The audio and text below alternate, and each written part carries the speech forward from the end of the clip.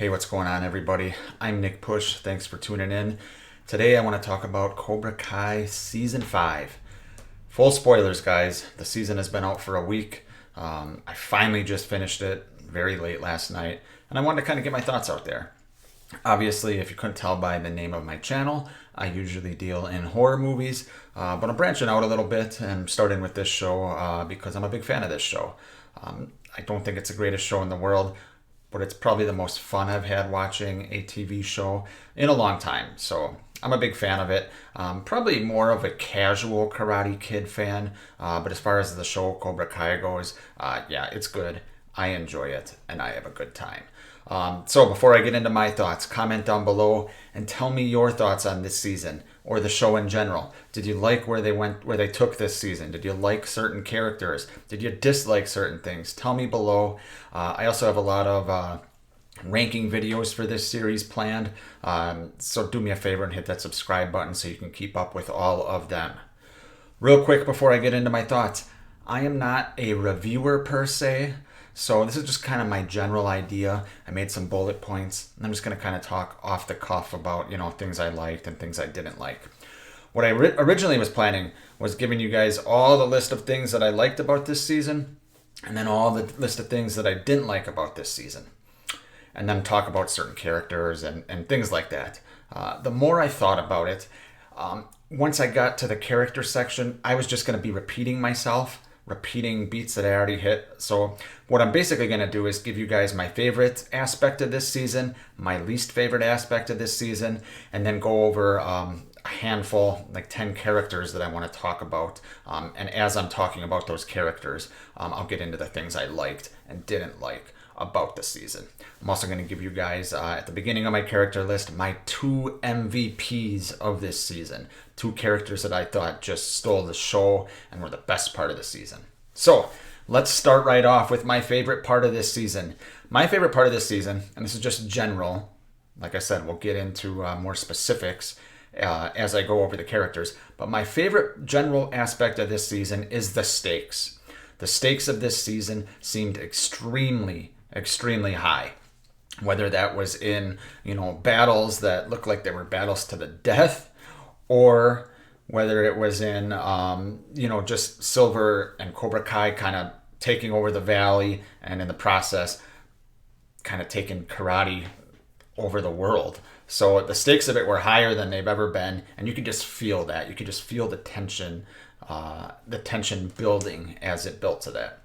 My least favorite aspect of this season, way too much going on, way too many characters. There are certain characters, I'll get into 1 or 2 of them, but there were certain characters that were really shortchanged, where, they showed up every couple episodes. They were, more main characters the first few seasons, and, they didn't get much screen time. They were fine when they showed up. It was nice to see them again. They felt like those characters, but we didn't really get enough of them. So that it happens when a show is in its 5th season and you're building, to what it's building towards or what it has been building towards. Eventually certain characters are going to kind of have scenes on the cutting room floor, or they're not going to be as important as they were in previous seasons. So it's a little busy in that respect, and I expected that, but seeing the screen time of some characters was a little bit disappointing to me. So that was probably my least favorite part of the season.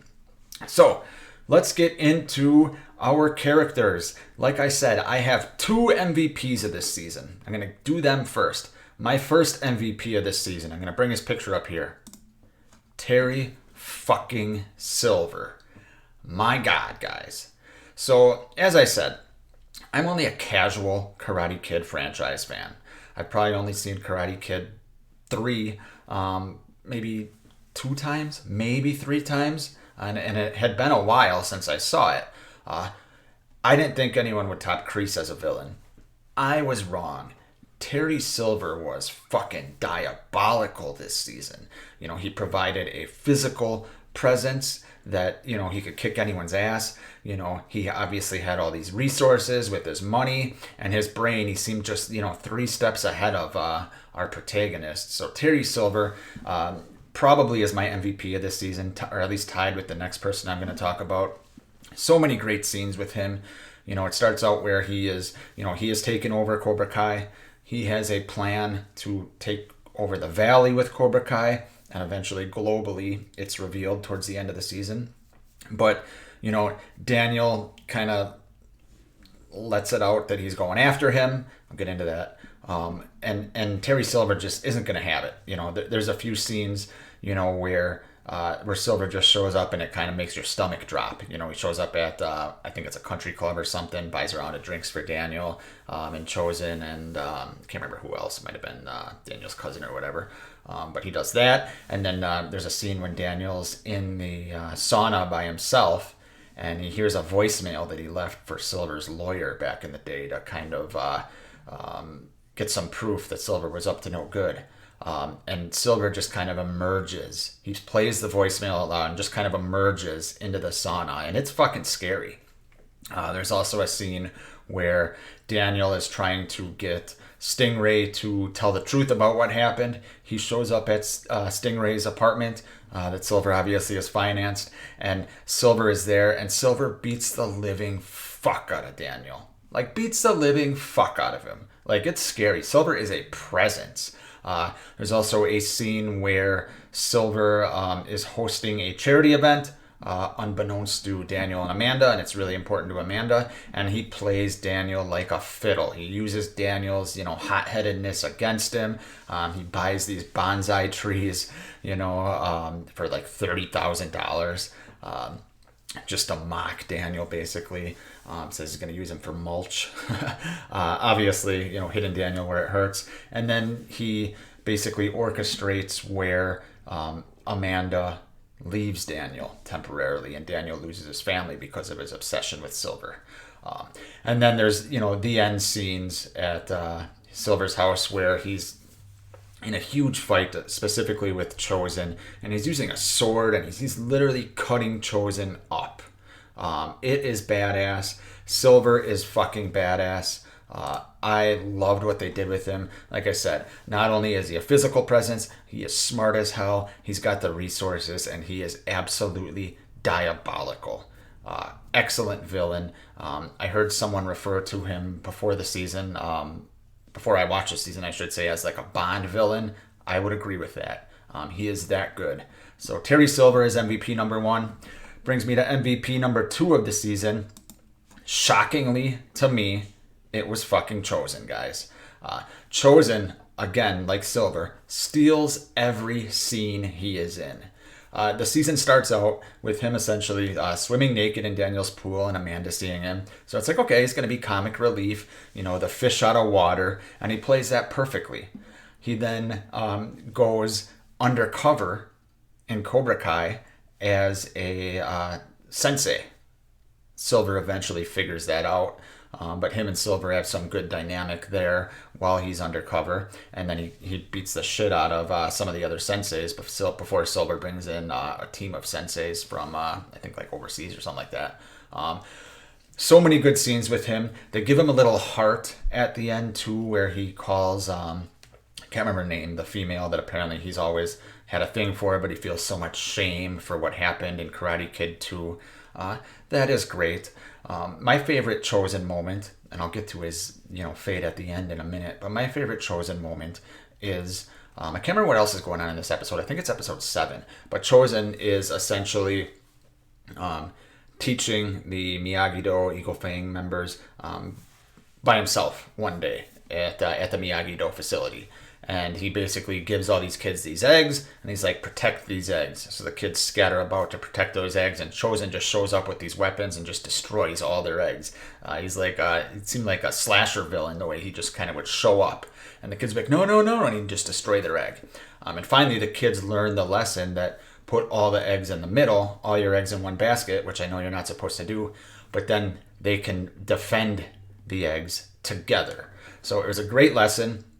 And it's called back to in that final episode. So Chosen, Daniel, and Mike Barnes, who we'll get to those guys in a second, are drunk, and they go to Silver's place in the last episode, and there's this huge brawl.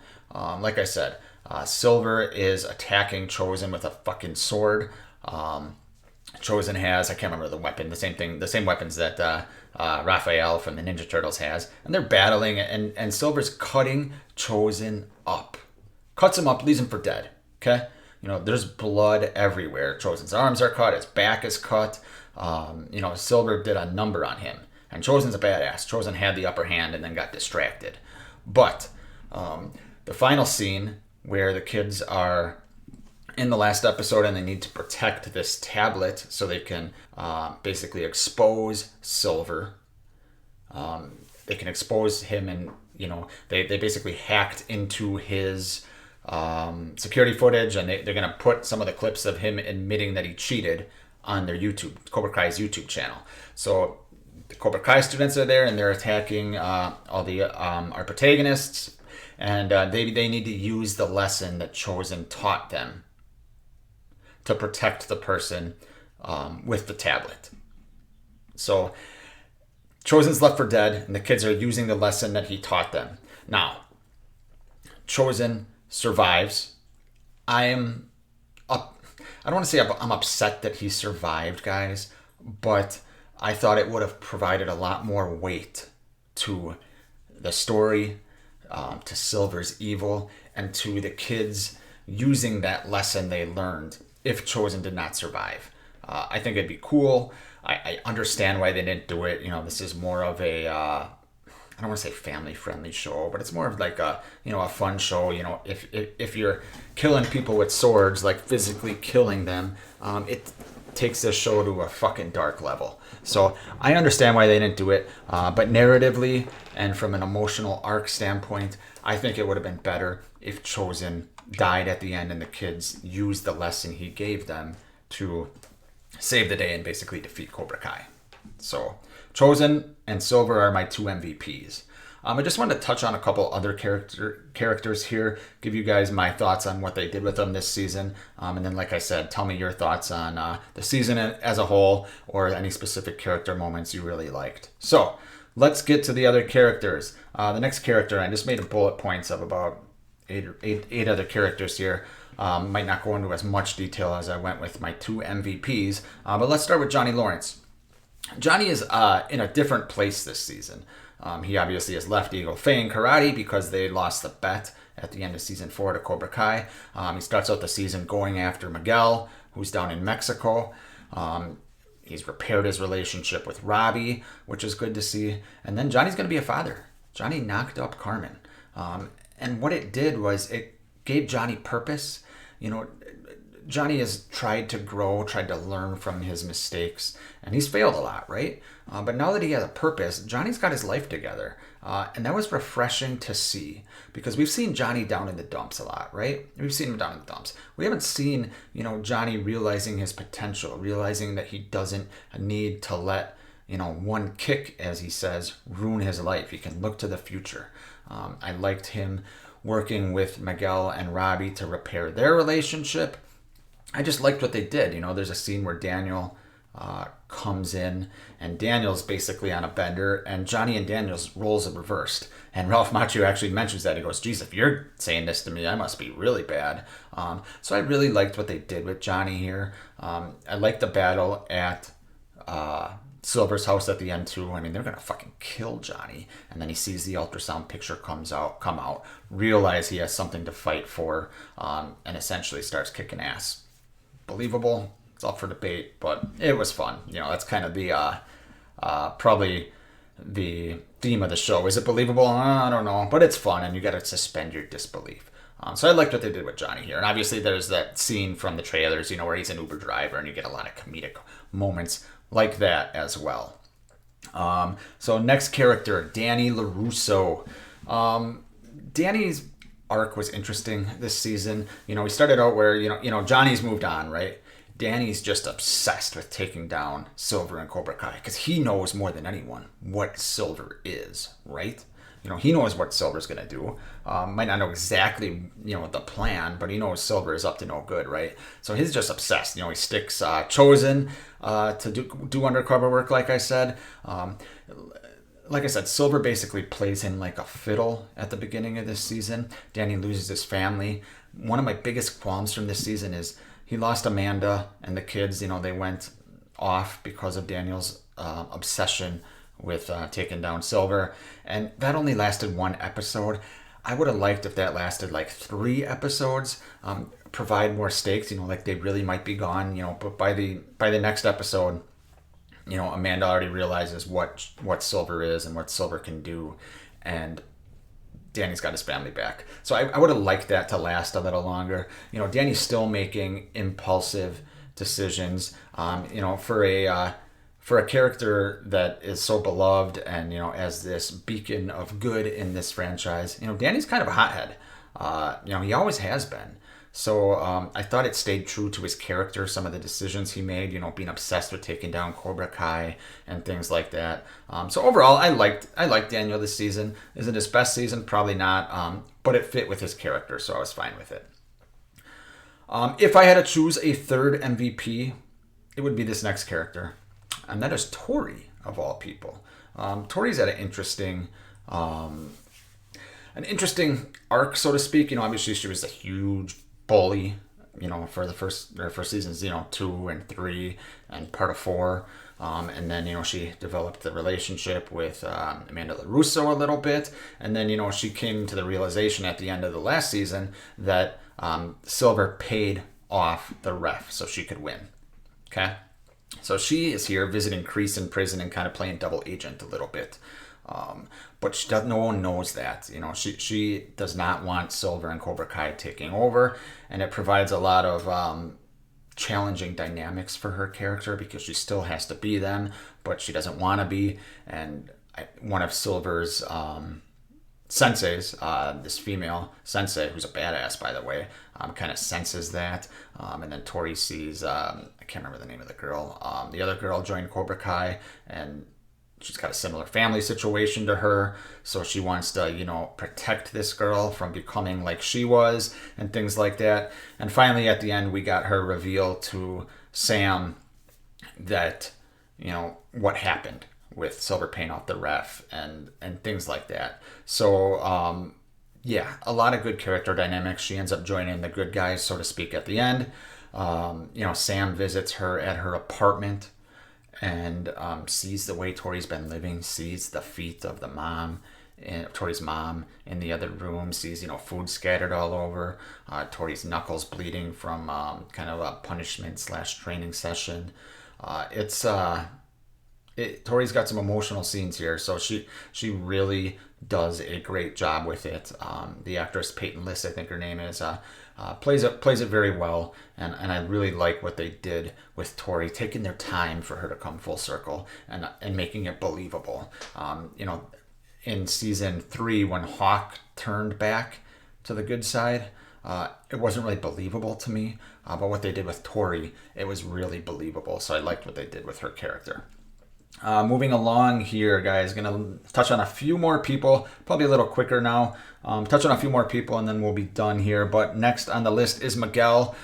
Miguel's had an interesting season. It starts out, first 2 episodes, he is in Mexico by himself looking for his father, finds his father, and his father's a great guy, right? His father shows him his good side, he's a great guy. But then slowly throughout the second episode, it's coming out to Miguel that, his father's just like his mom said, and it breaks Miguel's heart. While that's happening, Johnny and Robbie are down in Mexico searching for Miguel. They find him after Miguel finds that, and there's a great scene where Johnny and Robbie show up in FBI shirts, but they're the female body inspector shirts, but nobody knows that because it just says FBI on the front. It's pretty funny. But Miguel then comes back, and then one of my criticisms for this season too, it's like him and Sam, on again, off again, relationships type stuff. We've been there before, so I get it, but I didn't really need to see as much of it. I would have rather focused on other things than that, maybe some other characters. But I understand, it's a high school show, even though this season might not have dealt with as much high school stuff as prior seasons. It's a high school show, so I get that you're going to have that on again, off again stuff. But we've done it before, right? So I didn't really need to see that. And then Miguel and Robbie, who I'm going to talk about in a second here. find a way to mend their relationship when they find out Johnny and Carmen are having a baby. So what I liked about Miguel here is he's not letting his life be defined by karate. Where the Miguel in seasons 1 and 2, karate saved him, right, from being bullied and things like that, and it was important to him. And then it changed a little bit, last season when he realized, the tournament doesn't matter as much as it's mattered before. And then this season, he finds out about his dad, and he finds out, that Johnny and his mom are having a baby, and he's there, and he's in the fight, but it's not as integral to him anymore because he realizes that there's other things that matter more. And I like that because that's true to human nature, especially growing up. You find out things that you were doing a couple of years ago, don't matter as much as they seemed to matter. So I like that they did that with Miguel. Getting right into Robbie, as I said, him and Miguel finally work out their differences. Early in the season, they're, pushing each other again and things like that. We're never going to be friends. Once again, we've seen that before. So that's a little bit of a criticism. But Robbie finally becomes a character that doesn't make me cringe every time he's on screen. He has a couple standout scenes at the end where he, in one of them, he goes out to the Cobra Kai dojo when Silver is there. And, is telling these kids, do not listen to him. He is wrong. I fell under the Cobra Kai brainwash before, and this is wrong. So he really developed as a character. And that all started with the next character I'm going to mention, which is Kenny. So I liked what they did with Robbie this season. They made him at least tolerable, where in prior seasons, especially like season 3, I found him insufferable. So let's jump right into Kenny now. Kenny obviously was bullied at the beginning of season 4. One of my favorite parts of season 4 was what they did with this character. Went to Robbie for help, joins Cobra Kai with Robbie, and then, all of a sudden he's the bully. So this season, Kenny is basically gone full villain mode, full bully mode. He's anytime Anthony LaRusso walks by, he's pissed off and he's messing with him. Kenny basically by the end of the season is Cobra Kai's #1 fighter. They choose him when it comes to getting into this worldwide tournament. Silver basically takes him under his wing, and that maniacal part of Silver again, but Silver takes him under his wing and brings out the worst in him. Robbie tries to talk to him many, many times about it, and Kenny's just got so much anger built up, that he just becomes the worst version he could possibly be of himself. And essentially he is, basically, he's a bully just like Hawk was a bully. So I liked what they did with that. Still a little young, though, to be the top fighter. I would have rather had them do that with Kyler, where Kyler, just completely... I know Kyler's always been a fucking bully, but if he completely, becomes a badass instead of just being a one-note character, I would have found that a little more intimidating than Kenny. But Kenny, Kenny's pretty badass in this season. I liked what they did with him, even though he might have went a little overboard. I get what they were trying to do. Gonna touch on 4 more characters, guys. Next character is Samantha LaRusso. Wasn't a huge fan of what they did with her this season, and mostly just because it's all shit that's been done before. Sam doesn't like Tori. Okay, I get that. Sam's got PTSD still from stuff, I get that.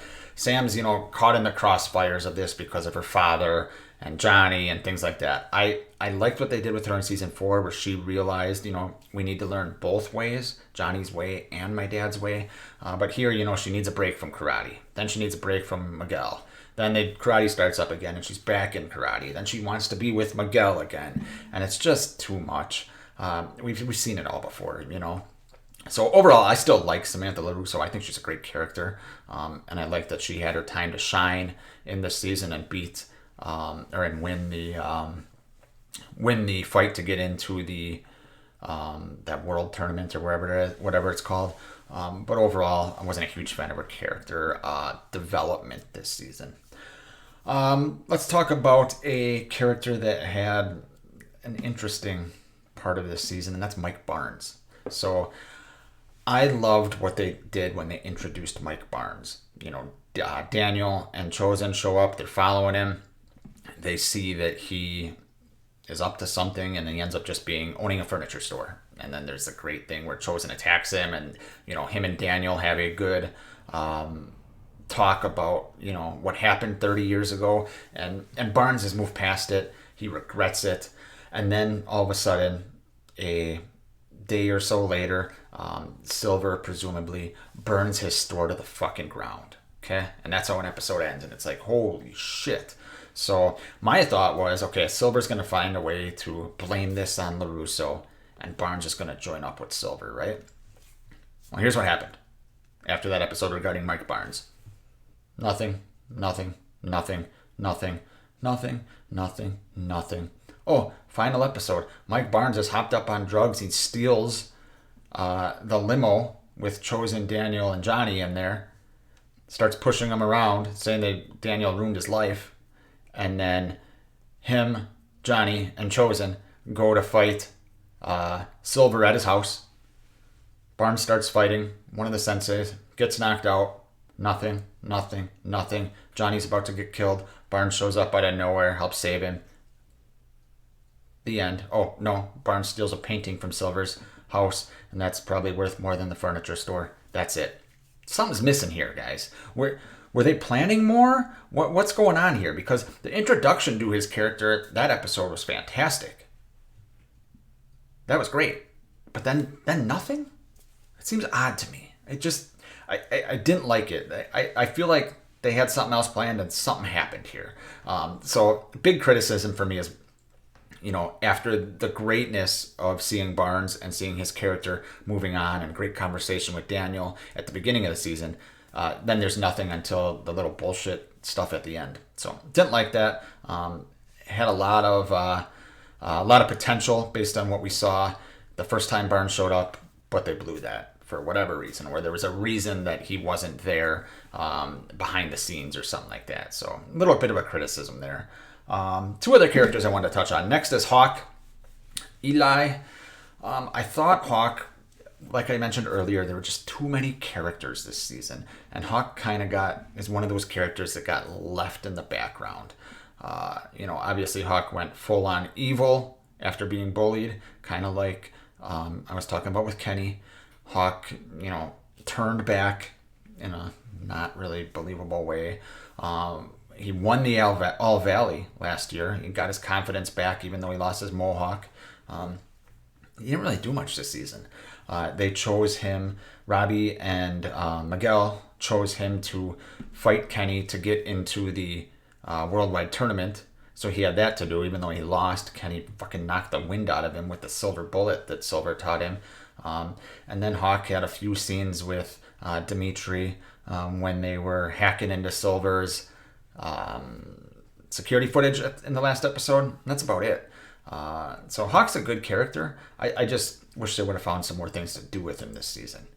And finally, guys, we got to talk about John Kreese. So at the end of season 4, obviously, Kreese is in prison, or Kreese is arrested. So this season is in prison. We got a decent chunk of scenes, not too much, but a decent chunk of scenes of him in prison talking to the prison therapist or whoever she was. And then there's a scene where Tori visits him and he's kind of directing Tori what to do and things like that. Liked all that. Great scene where Daniel and Johnny go to visit Kreese to get information on what Silver's planning. Kreese tells them after Daniel says he'll give him his lawyer's number. And then we get a little flashback between Kreese and Silver somewhere in Asia, I think it was, which was good. And then a great scene where Daniel gives him the paper and it says like, "No mercy, motherfucker," or something like that. Oh, fantastic. But then we get the ending. So Kreese basically, I don't want to say runs the prison, but after getting bullied by some of these younger guys, Kreese beats the fuck out of him. And he's got this guy, the big guy, essentially calling him sensei. Well, then there is a little bit of a fight to open the last episode, and Kreese gets stabbed by this guy that was under his thumb a bunch of times, and it looks like he's fucking dead. At the end of this episode, they wheel Kreese's body into a doctor's office morgue or whatever the hell it is, and it's revealed that it's just like jelly or something. Kreese kind of stands up, beats up the cops, steals the doctor's jacket, and walks out. I thought that was dumb as fuck. I realized, like I said, um, you have to, kind of, suspend your disbelief in a show like this. But Kreese faking his death and then escaping prison, that's a little too far for me. Thought it was dumb. And what the fuck are they gonna do with him? So Silver's arrested now, right? And Kreese is walking out as a free man, but a wanted man too.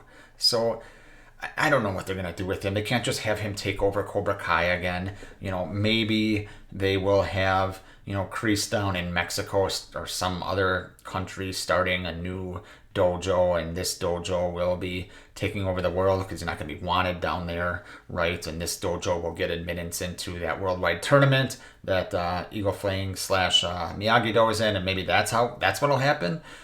I don't know. I don't really care, guys. I would have rather had Silver somehow win this season, and Silver is taking over the world, and then I don't know. I feel like Kreese's arc has been played out, and I thought Kreese was a great villain, but Silver surpassed him. So I'd have rather had deal with Silver if there's going to be a next season. But overall, guys, I enjoyed this season. I know I gave you a lot of nitpicks, a lot of gripes, but I had a lot of fun watching this season. And that is all I ask from a show like this. This isn't Citizen Kane. This is a show about competing karate dojos. And it's a good time. And I thought this season, quality-wise, even though it was scattered a little bit all over the place with plot lines and stuff like that, quality-wise, as far as entertainment value goes, this season was right up there for me as far as being entertained, even though I might disagree with some of the creative decisions they made. So, like I said, comment down below what you thought about this season, and I will see you guys next time.